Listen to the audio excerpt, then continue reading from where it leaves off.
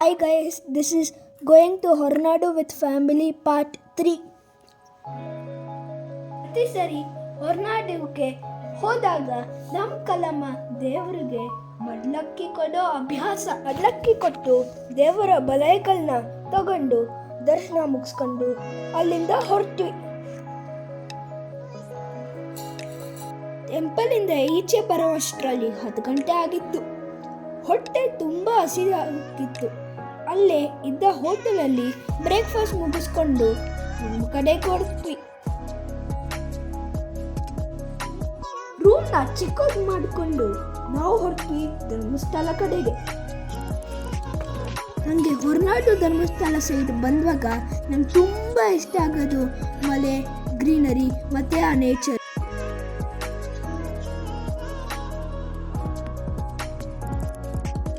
ಇದು ಭದ್ರಾ ರಿವರ್. ಈ ಸಲ ವಾಟರ್ ಫೋರ್ಸ್ ತುಂಬ ಜೋರಾಗಿತ್ತು.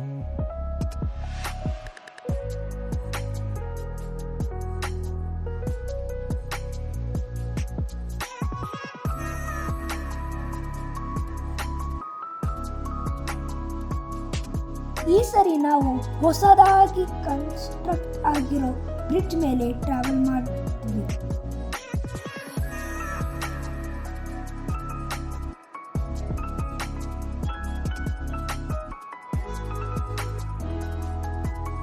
ನೋಡಿ ಫ್ರೆಂಡ್ಸ್, ಇಲ್ಲಿ ಭತ್ತ ನಾಟಿ ಮಾಡಿರೋದು. ಮಳೆಗೆ ಎಲ್ಲ ಹೀಗಾಗಿದೆ. ಇದು one of my favourite place friends. ಆ 2 ವ್ಯಾಲಿ ಮಧ್ಯೆ ರಿವರ್ ಹರಿಯೋದು, ಆ ಸೀನು ನೋಡೋಕ್ಕೆ ಚಂದ.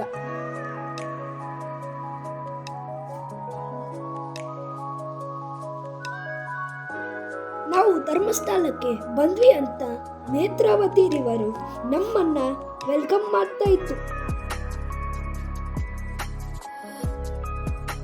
ನಾವು ಅಂತೂ ಇಂತೂ ಧರ್ಮಸ್ಥಳ ರೀಚ್ ಆದ್ವಿ.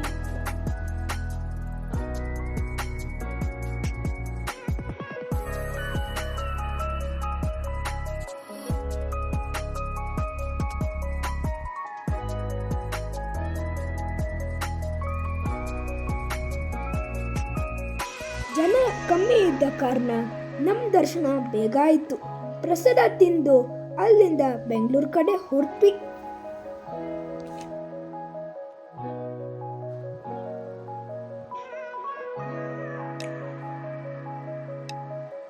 ಹೋಗೋ ದಾರಿಯಲ್ಲಿ ಮರ ಬಿದ್ದಿತ್ತು.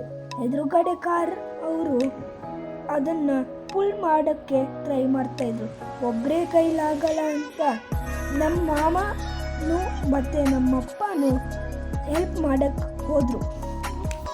ಇನ್ನೂ 2 ಜನ ಸೇರಿ ಆ ಮರನ ಸೈಡಿಗೆ ಹಾಕ್ತು.